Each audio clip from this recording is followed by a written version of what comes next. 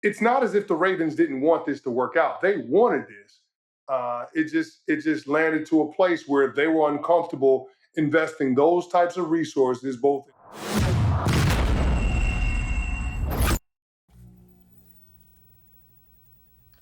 Welcome to the In My Defense podcast, where we chop it up about sports, culture, and life the way it was meant to be discussed. Bold takes, thoughtful analysis, and real talk.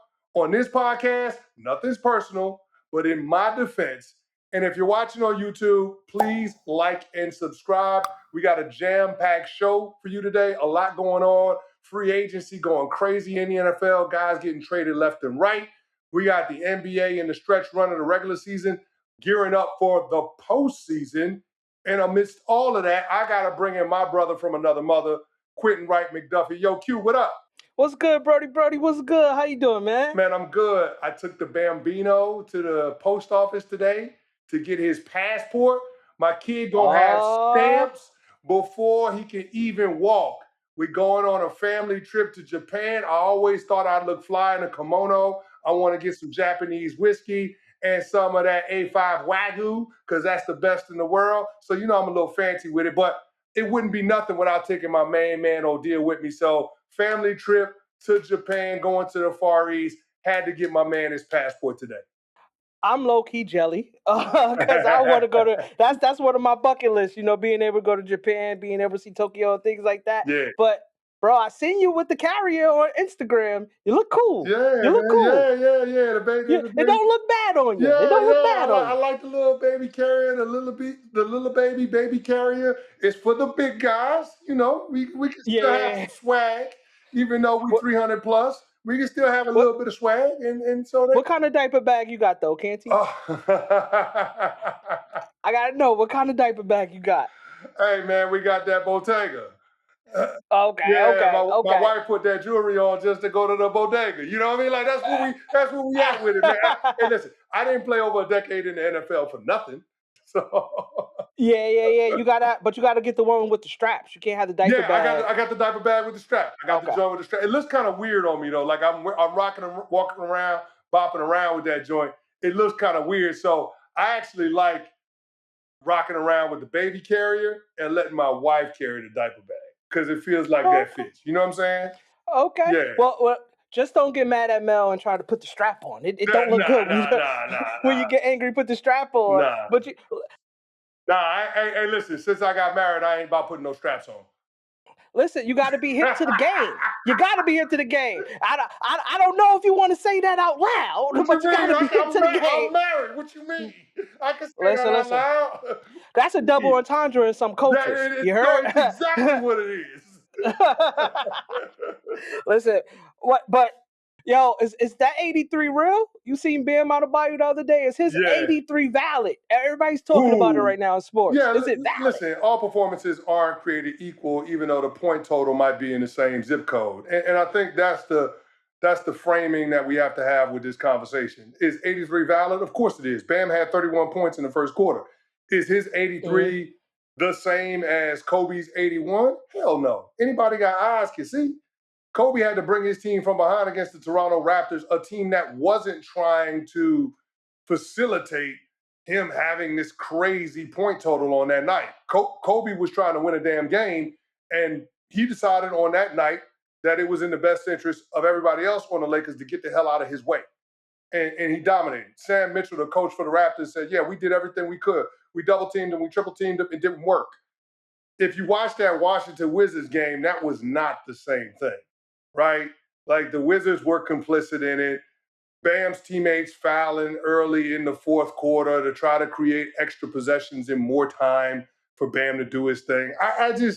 It became a bit of a circus. I'm not going to go all the way to calling it an exhibition like we watching the Globetrotters versus the Washington Generals, but it's adjacent to that.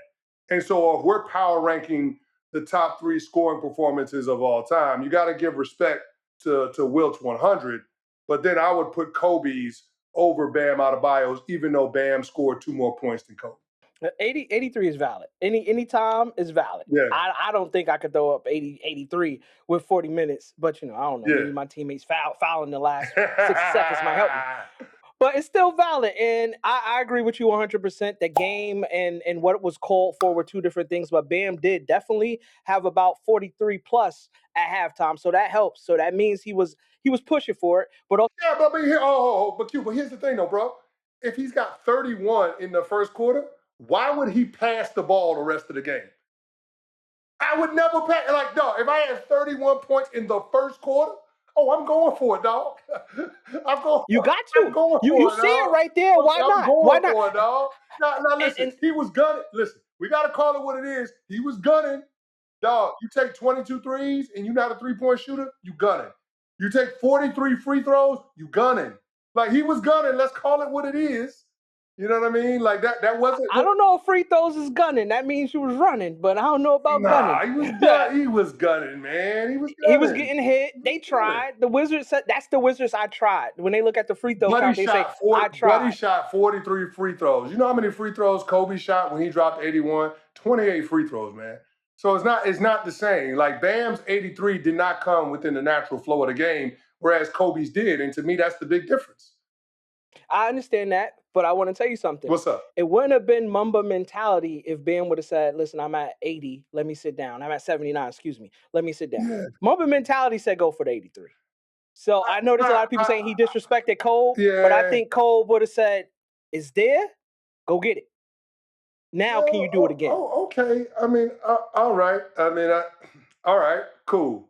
I mean, it's still not the record, so it's like, what are we talking about? We don't know what Wilt did. So you one of them, man. Dog, I don't know what Wilt did. You got people that are still alive that saw that game that said Wilt scored 100. Dog, stop it.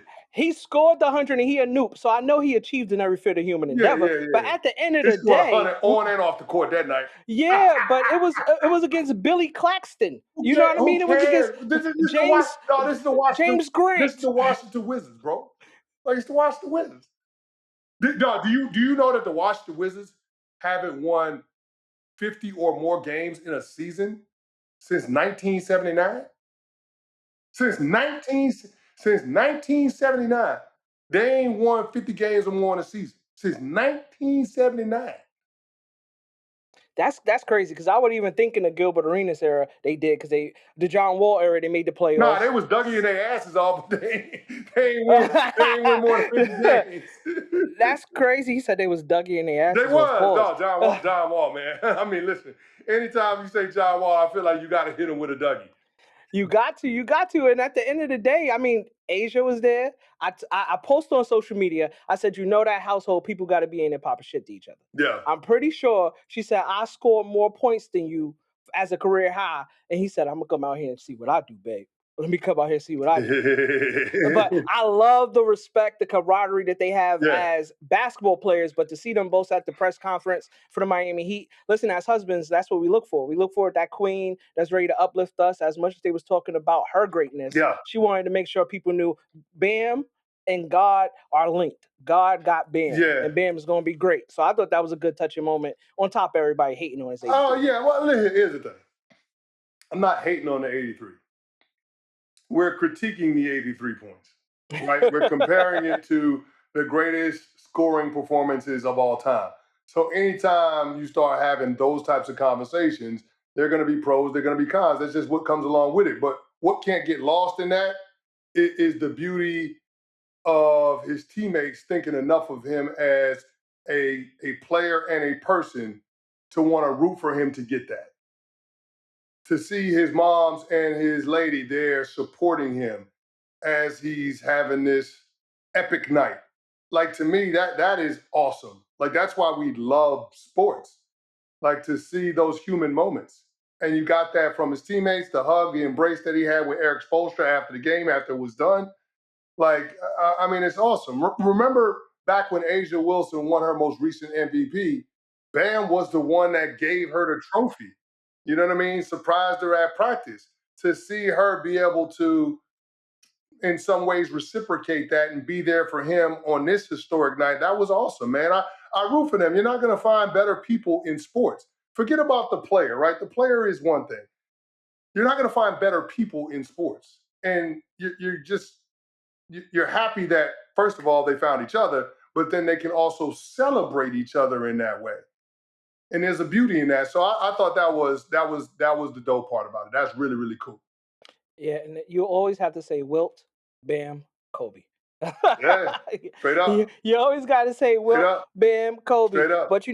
But let's bring it to one of your old stomping grounds. Let's bring it to B Mall. Let's bring Yeah. it to B Mall. Yeah. What You about it? What know, about it? What there, about it? there was a big thing that happened this week. Well, it was big for the last week on Friday. Maxx Crosby became a Raven. Yeah. Everybody was excited. But in the words of a famous person from The Wire, you can't be out here playing away games because that's what the Oakland Raiders found out that Crosby was playing a little away game. He felt his physical because of his knee. He's still recovering. So what happened was I don't feel bad that I messed around and got a consolation prize in one of the best pass rushers, defensive end, Trey Henderson. Now, the win in this for the Baltimore Ravens is they got to keep their 2 picks. So initially during the Crosby trade, they were going to give away their 2 first-round picks to get Maxx Crosby as well as eat up that cap hit.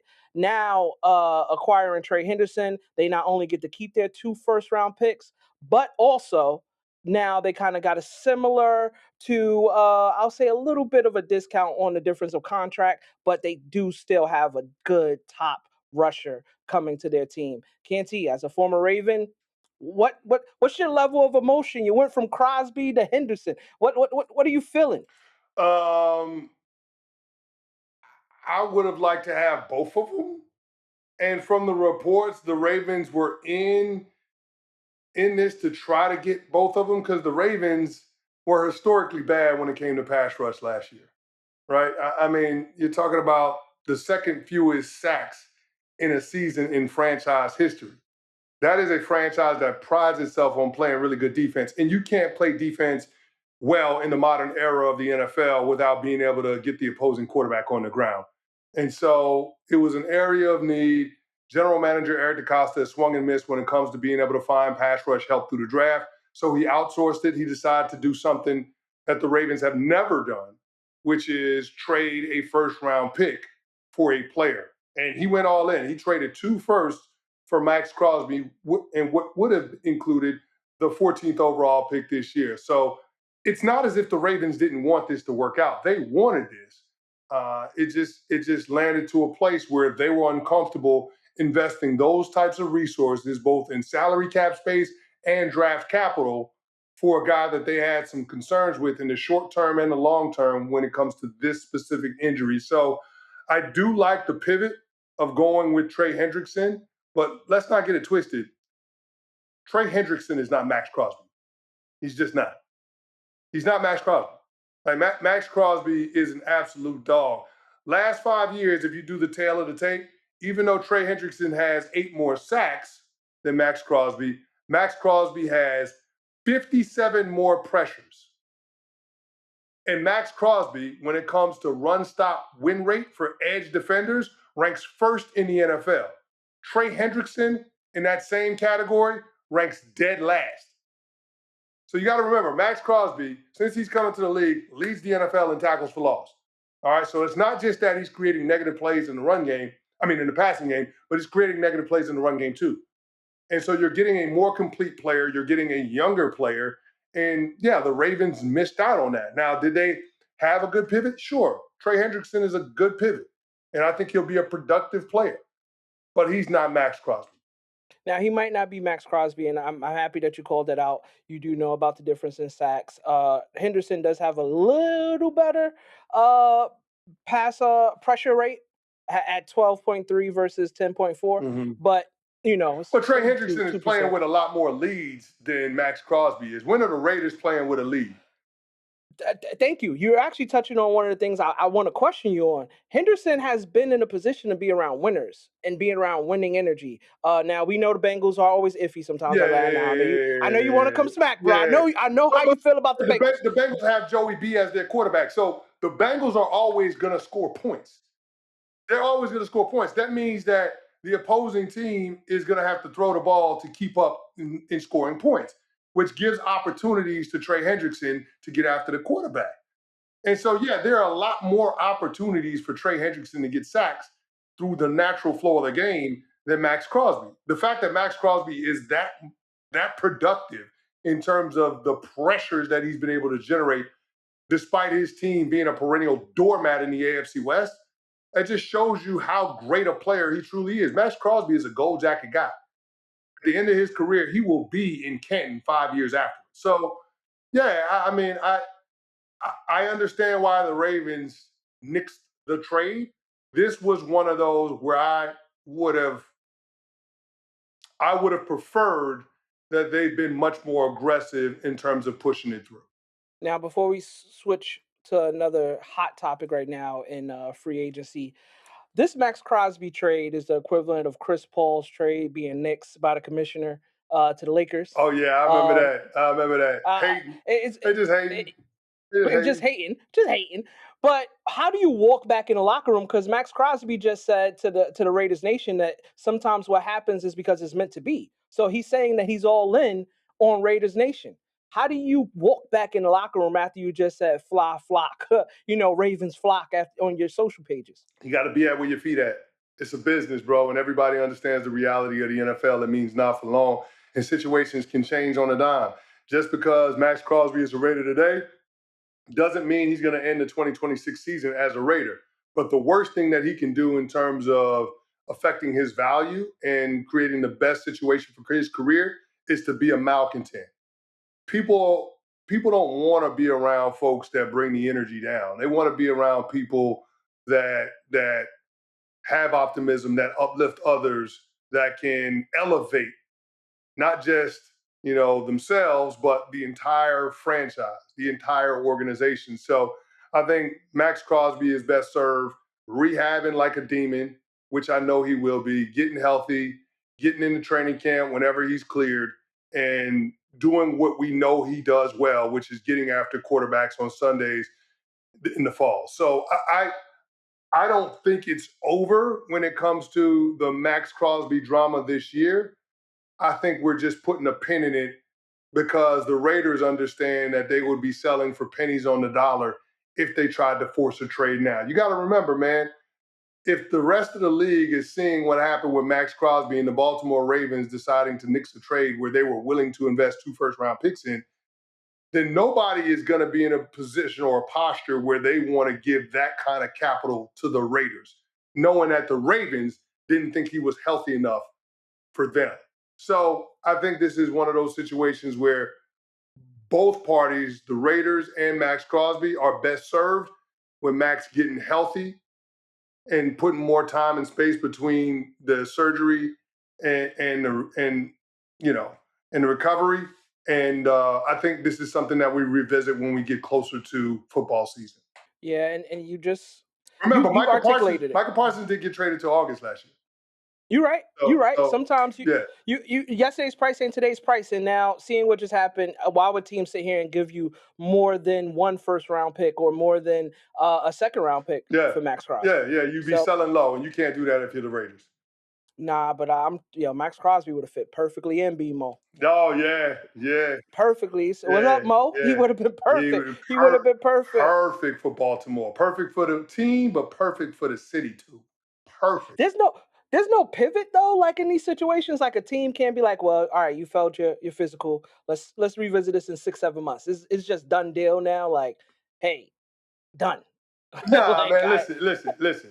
If I had a deal in place with you and then you reneged on the deal, I ain't gonna be in a hurry to do another deal with you. So I think Maxx Crosby will be on the move, but I'm pretty sure that door is closed when it comes to Maxx Crosby going to the Ravens. Yeah, it's closed, but I tell you one door that just opened. What's that? Kyler Murray to the Vikings. Talk about Kyler it. Murray to Talk the about Vikings. it. Well, Talk about it. Kyler Murray will be paid $1.3 million of his $36 million contract. Coming over to the Vikings from the Arizona Cardinals. Canty, this is breaking news. We recorded on Thursday, so this is breaking news. What do you think about this reveal? We all knew what was going to happen. I like Kyler Murray with the Vikings. Listen, he gives Kevin O'Connell the most talented quarterback that he's ever worked with, and I think that has to matter. The beauty of Kyler Murray running with the Vikings is that for this season, the Arizona Cardinals are paying their way. He's guaranteed $39 million. I think he's on a minimum deal with the Minnesota Vikings, and the Arizona Cardinals have to pick up the tab for the rest of it. So when it comes to value proposition, it's going to be hard to find a better value proposition in terms of talent and pay scale than what Kyler Murray will be in 2026. But just thinking about him in that offense with Jettas, with Jordan Addison, with TJ Hawkinson, I mean, they're going to be able to go, man. Like that offense should be pretty explosive. Kyler Murray, even though he's a shorter quarterback, has shown the ability to be able to throw over the middle of the field. That's an area where JJ McCarthy struggled last year. The only question that I have is what the offensive line for the Minnesota Vikings is going to look like. They had to deal with the retirement of Ryan Kelly, so we'll see what ends up happening on that front. But I like the direction that they're going in, and it gives them a weapon at the quarterback position that'll allow them to contend in what is one of the tougher divisions in all of football. Now, what can the Vikings lose in this deal? Like, there's no losses for me. I don't think there's any losses, but knowing that the player that Kyler Murray is unable to study, unable to focus, unable to pay attention in the film room, what kind of player are they getting? He's a vet, but he's a vet on paper. Is he a vet in action and in leadership? Well, listen, man, I'll say this. Kyler Murray, um, Kyler Murray is a player that's looking to rehab his image. And I think the fascinating part about the deal that he's signing in Minnesota is that there's a no tag clause, which means that if he balls out, he can get to free agency unencumbered. And so if you're Minnesota, you are getting a motivated Kyler Murray. And the knock on him throughout the course of his career in Arizona was that he wasn't always motivated. Remember, this is the dude where Arizona tried to shoehorn a study hall clause in his contract about watching a certain amount of hours of film, which would suggest that he wasn't watching the requisite amount of film that a starting quarterback would need to be prepared each and every Sunday against any given opponent. So I think that getting a motivated Kyler Murray, somebody that has enough talent to be the number one overall pick, somebody that didn't lose a game in Texas high school football in his entire career in Texas high school football, somebody that balled out at Oklahoma. I just think that if you're getting that kind of talent that is motivated to get to the bag on the other side of the season, it's going to lead to good things for your team. So I'm excited to see what he can be. And here's the beauty about Minnesota. It's not as if Kyler Murray has to come in and be a leader. All Kyler Murray has to do is come in and focus on playing quarterback. He doesn't have to be the savior of a franchise. He just has to be the reason why they don't lose. Why they, yeah, he just has to be, he just has to make sure he's not the reason that they lose. And I think there's a big difference in terms of the level of expectation when he was drafted to Arizona versus when he's signing with the Minnesota Vikings today. Yeah, and I'm with you, Canty. I think there's so much great upside in this, and like you said, rehabbing his image and then also his career. We've seen so many quarterbacks go to the Vikings, rehab their careers. Let's talk about Randall Cunningham. I mean, it wasn't a rehab, but he actually got a chance to revive the new image of him past the Randall at that point in time when he got to the Vikings. We talk about Brett Favre. You know, he ain't revitalized his image, but he played pretty good when he got to the Vikings. We talk about Kirk Cousins. Kurt, Kurt Cobain. He was able to revitalize his career and who he is, and people judged him as an elite quarterback, being able to get that fully guaranteed contract. And then lastly, we've seen Sam Darnold come here and change the naysayers about his career, and now he's a Super Bowl champion. Yeah. Do you see Kyler Murray going on that same trajectory as some of the quarterbacks I've seen? And will he actually be able to utilize those weapons to change and pivot who he is as the number one pick in the 2019? I think he can, man. I mean, listen, it's not as if Kyler Murray was all bad in Arizona. This is somebody, when you add up his passing touchdowns and rushing touchdowns, almost has a 3-to-1 touchdown to interception ratio. He's got 153 touchdowns to 60 interceptions.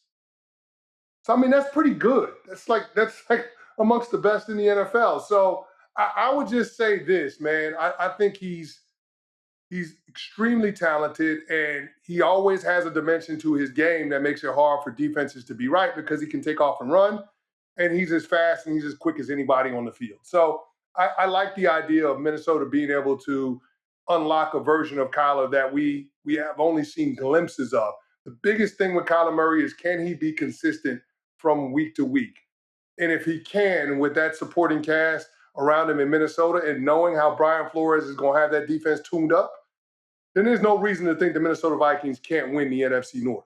Yeah, I'm with you. I'm with you. I'm happy to see it. I think JJ is happy to see it. He wasn't happy last year. He wasn't happy. So you think JJ McCarthy is happy that Kyler No, Murray is coming in? Justin Jefferson. Oh, JJ. Justin Jefferson. Okay. Yeah. Not the other J. One JJ is happy. The other JJ JJ is mad. salty. Yeah, he gonna be Dennis the Menace all season. I already see it. He gonna be mad. He look like a little badass kid too. He gonna be mad. He thought he had the keys to the franchise. Canty, several months ago, we thought he was the dude. That comeback in prime time, we Chicago, thought he was the dude. I thought he was the dude. They got me. He got me. It happens. Yeah. Sometimes you get catfish. I don't know what Neve that is. shows you though, man. Like, one game sample size, teams don't have tape on you. Anybody can make it happen. The difference is, can you do that week to week? And of course, the more film people get on you, the more exposed your flaws become. And defensive coordinators take advantage of that. That's the thing that I want to see with Kyler Murray, and can he turn a corner?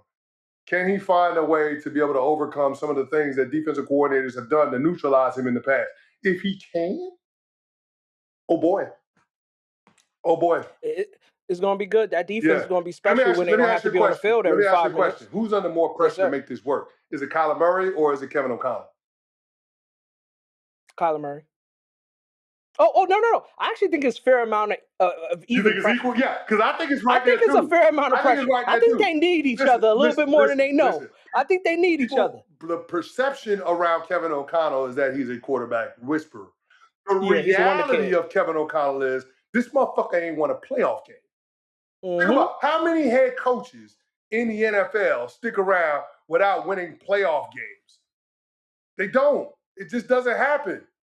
So, I mean, KOC got a hell of a lot of pressure on him, especially given that he let Sam Darnold walk out of the building and Daniel Jones walk out of the building last year. So, I mean, there's a lot of, there's probably equal pressure on both, but you're talking about KOC going into his 5th year as a head coach. At some point, you got to win a playoff game. You got to have success in the postseason. It got to happen. It got to translate. And as we always say, there's 99 problems, but a take ain't one. No doubt. Canty, this was a big first week. We're kind of a little bit in week 2, but this was a big first week of the free agency in the NFL, and it was crazy. You had guys, Super Bowl MVPs going different places. You got star linemen going different places. You got quarterbacks that people said, I wish you'd take them back, going to the Falcons. We'll talk about that too. But for you, could you give me maybe 5 moves that has happened since free agency has opened up that you did not expect? Just 5 moves. Since free agency opened up, the moves I didn't expect. Well, I could give you one I didn't think was going to happen. Go ahead. You shoot first. I've always appreciated loyalty and Mike Evans having those consistent 1,000-yard seasons. I knew Mbuka was coming up, and he was able to now take over the wide receiver 1 slot and etc. But I thought he would stay there, at least finish off his career. I think he maybe got the runway for maybe 1 or 2 good years. Yeah. I didn't think he would change. I thought he would be a Kobe guy, be a lifer with one team. So that's one of the biggest moves that I was surprised with, but not because he really left, but because of where he went. Okay, I got you. I like that. Listen. I love the San Francisco 49ers getting your boy Mike Evans. I mean, Mike Evans has been a 1,000-yard receiver for 11 straight years. Last year was the first year in the league that he didn't have 1,000 yards receiving, and that was just because he had the injuries with the clavicle and the hamstring. But, I mean, you're talking about somebody that was the first person in league history to start his career with 11 straight 1,000-yard seasons. The only wide receiver to ever have a span like that is Jerry Rice, the only other one. So Mike Evans is a bona fide dog. He is a weapon when it comes to being a big vertical threat. He's going to catch the 50-50 balls downfield. He can still do that well. The other thing that he does really well is operating the red zone, and you got one of the best red zone play designers in the entire NFL in Kyle Shanahan. So I think Mike Evans is going to open up that San Francisco's 49ers offense and give them an element that they just didn't have last year, right? You know what I mean? Ever since, like, Brandon Ayuk a couple of years ago when he was an All-Pro, he was the take the top off of the defense kind of guy. Mike Evans can provide that element, even though it's not going to come in speed. It's going to come in size and catch radius. That's going to create more opportunities underneath for George Kittle, for Ricky Pearsall, and I don't even want to imagine what that means for Christian McCaffrey. So I love the idea of them going out and getting Mike Evans. You're right. That's one of those that I just did not see coming. I'm going to stay in that same lane with receivers. Michael Pittman Jr. from the Indianapolis Colts to the Pittsburgh Steelers. I didn't realize that the Pittsburgh Steelers were in the receiver market, but Michael Pittman Jr. is a dog. Like he is, I mean, boy dog. Like he can get after it. Now, you're talking about somebody that's had 2,000-yard receiving seasons in the league, but he has been an uber productive player every single year. You're talking about him catching 70, 80 balls. So being able to have him as your number 2 receiver and DK Metcalf as your number 1, I mean, that's like having a basketball team playing wide receiver. Pittman 6'4", DK 6'3". How are you going to hold up? It's pick your poison. I like having those two guys be quarterback-friendly targets for the Pittsburgh Steelers. So I like that they're going to make that offense user-friendly from a personnel standpoint and a scheme standpoint under Mike McCarthy. Curious to see who's going to be their starting quarterback. You know they left the door open for Aaron Rodgers, but the reporting around Pittsburgh is that they're nosing around the quarterback market. So, yeah, we'll see what ends up happening if they end up getting Rodgers, if they end up going another direction. But I do believe that the Pittsburgh Steelers, regardless of who plays quarterback this year, will have an improvement on QB play from 2025. So I'm excited about this move for them. Did not see this coming. One of those under the radar signings that can have a major impact on the 2026 season. Well, can I throw you one? If we go 1 for 1, and that's 2, that's 3. I think the Woolen, getting him from Seattle, Yeah, and having him in Philadelphia Eagles now. You got DeJean on one side, you got Mitchell on one side. You got one of the best the best DBs in the NFL. He just came off a Super Bowl championship. Tariq Woolen. to Philly. Hold on, I'm saying, yeah. That's a big move. That's a big move for that defense. They lost a lot of pieces because they lost Blankenship. Yeah, They lost him. They lost Phillips after they just got him. I mean, they didn't have him for a full year. but he was nice though. They wanted to keep him. They couldn't keep him. They won it, but I think their DB core is going to be pretty good. Yeah. It's going to be pretty good. Yeah, that's a good one. So you want to one-up me, I'm going to one-up you one more time. Okay. How about the Kansas City Chiefs going out there and getting Kenneth Walker III, Super Bowl MVP? I like it. I love that. I don't like it. You can say you don't like it, but I love it. I don't like it this year. I don't like the move either. I love the move.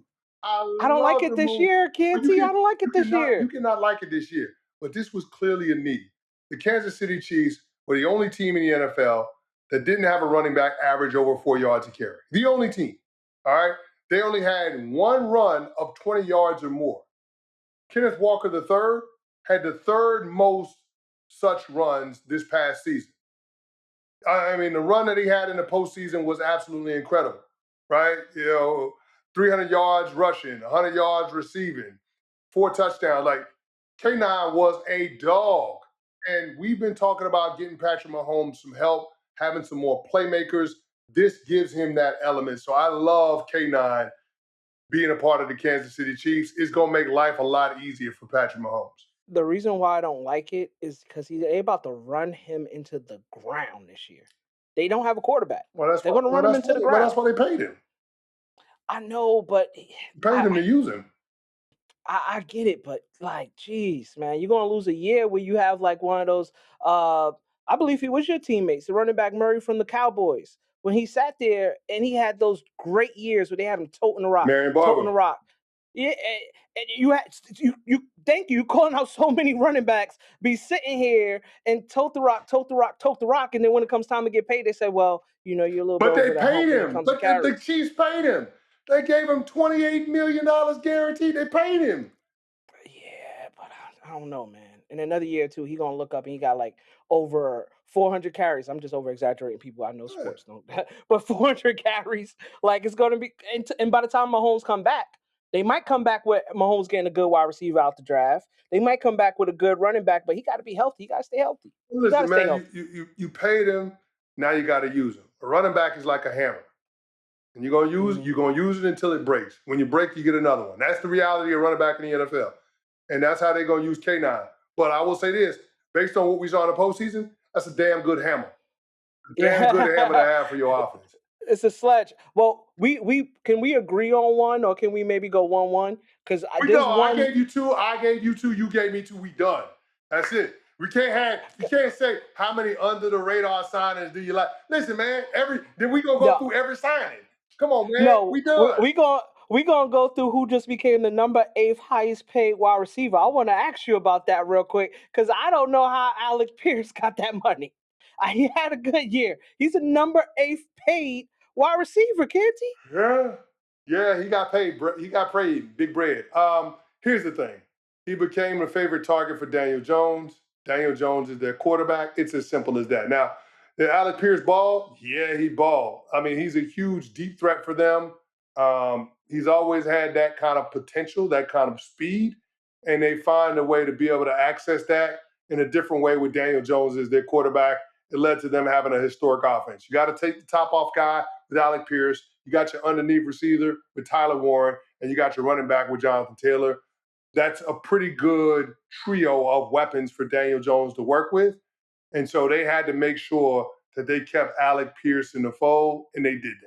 Alec Pierce, you got the win of the week because you sat here and made some But listen, talk to your manager. Alec Pierce better go ahead and send a case of champagne to Daniel Jones, because if Daniel Jones doesn't get tagged, if Daniel Jones works out a long-term deal, then Alec Pierce is going to get tagged and he ain't going to get this back. So he needs to thank Daniel Jones for Daniel Jones and his agent handling it the way that they did, because that allowed Alec Pierce to get a bigger bag than what he would have expected to stay in Indy.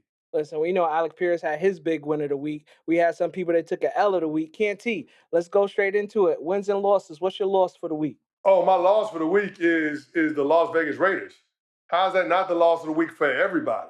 The Raiders lost that one, man. You got 2 first-round picks in your pocket going into a draft where you have the number 1 overall pick and you're expected to take Fernando Mendoza.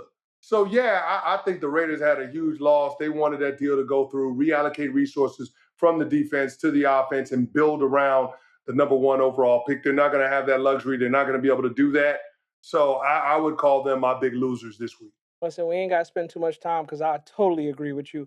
Maxx Crosby not staying with the Ravens and going right back to the Raiders. It was like return to sender. It was so quick. It was so fast. It was like grand opening, grand closing. Yeah.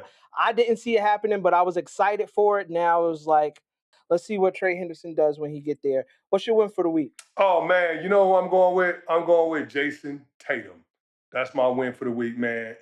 The grind to get back off of the gruesome Achilles injury that he had in the playoffs last year against the New York Knicks, to be able to get back in the way that he did, for his team to be able to have some success with him being in the lineup. I think that's huge for him, man. So I'm excited for Jason Tatum. Team is 2-1 since he's been back in the lineup.